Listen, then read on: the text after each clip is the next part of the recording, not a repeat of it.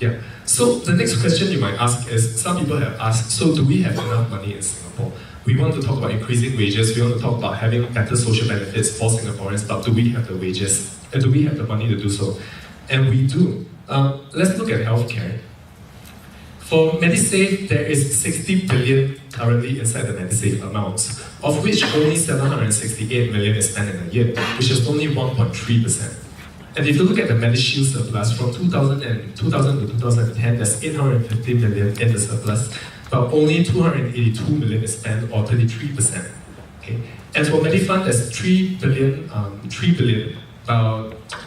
capital, but only 100 million is spent.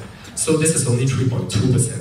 And if you add it all up, the total 3M amount that we have is nearly 64 billion, but we are only using 1.2 billion, which is about 1.8%. Okay, so that means that because we're only spending this 1.8% is only 8 point. So out of total health expenditure, Medisave, Medishield, Medifund only accounts for 8.8%. Okay, which means that because we have such low expenditure, out of the total government expenditure, the government only spends 30%. Makes sense? In other high-income countries, the governments will spend 70%.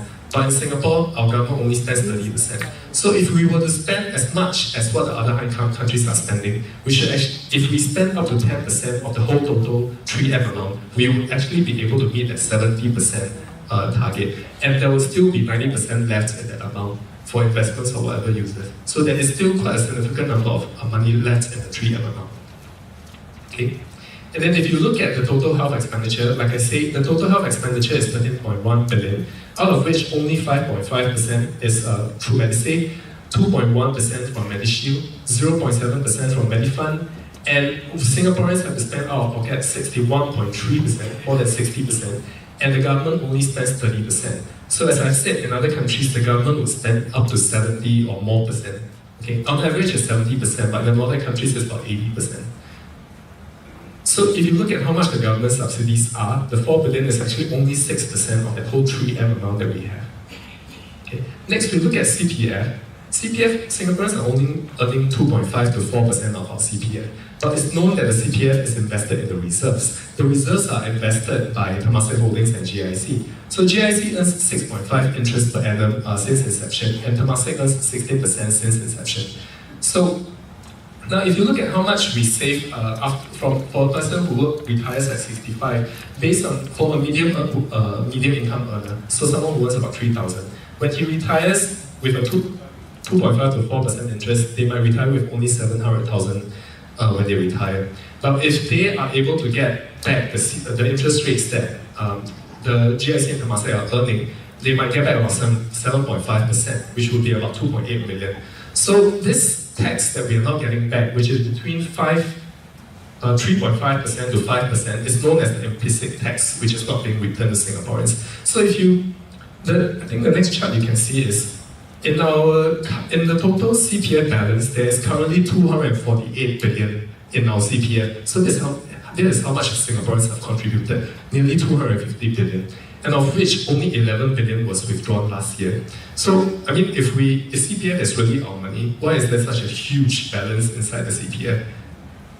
Okay, and if you look at how much our CPF is invested in the reserves, and you look at who is managing the reserves and how much they have, the Monetary Authority of Singapore manages 320 billion, Temasek Holdings manages 215 billion, and GIC manages 360 billion. So in total, they manage about $1 trillion, of which the CPF that we are putting in is helping to earn. So the reserves have a lot of money, but what about Singaporeans and our retirement funds? Where is it going? Okay.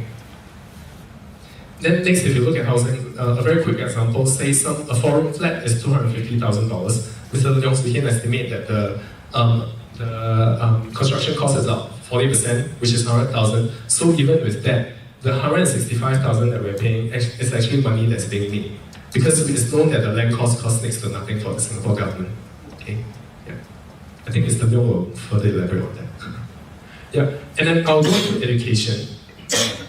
Education is, it was recently reviewed a few weeks ago that tuition grants, the government gives 210 million in tuition grants for international students. Okay? And for scholarships, 36 million is given per cohort per year. Okay, so that's for cohort. If you look at all cohorts, it will be about 144 million in a year.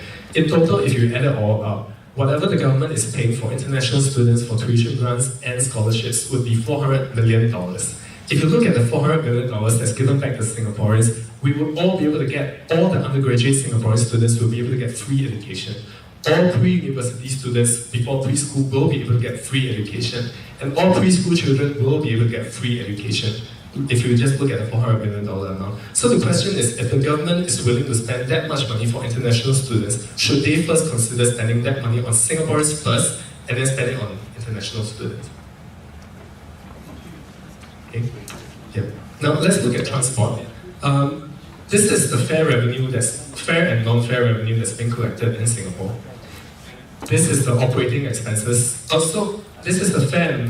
The light purple bar is the fare and non-fare revenue for SMRT and SDS Transit. The dark purple bar are the operating expenses for these two transport companies. You can see that whatever they collect in revenue from us is actually higher than the operating expenses, which means that Singaporeans fully subsidize for their transport operating costs. But if you look at the other high-income countries, the government would actually step in to subsidize perhaps about 50% of that cost. So again, where is the government's subsidy here?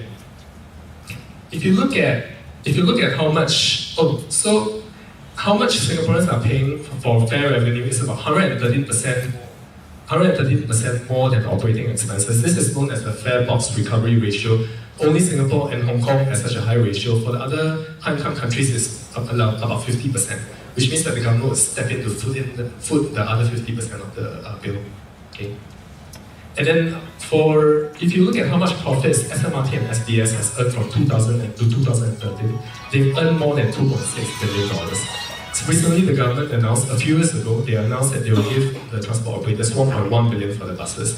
But if they have $2.6 billion, why are Singaporeans spending $1.1 billion in addition for that?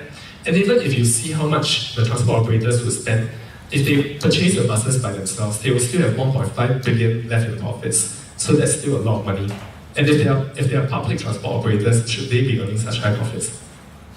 Okay, so I think that's pretty much it. What I want to say is that, do we have that money? If you look at how much we have in healthcare, transport, how much we are paying for transport, education, we do have that kind of money. It's just a matter of prioritization, whether the government is willing to prioritize the amount of government subsidies that they should be giving back, and we do have that kind of money, so it's about making sure that it's more equitably distributed. Okay? Makes sense? Yeah. So the question is, are Singaporeans being treated fairly? And then are Singaporeans being taken advantage of? Are we being taken for granted? We are paying all that tax, but first we're not seeing it come back in terms of social protection, and next we're not seeing it being distributed evenly, and we're also not seeing it distributed as much as the government's responsibility should be. So I guess moving on, we will talk about I think Mr. Leung will share further about the stats, and then we'll talk more about the proposals and the submissions that the other agencies have.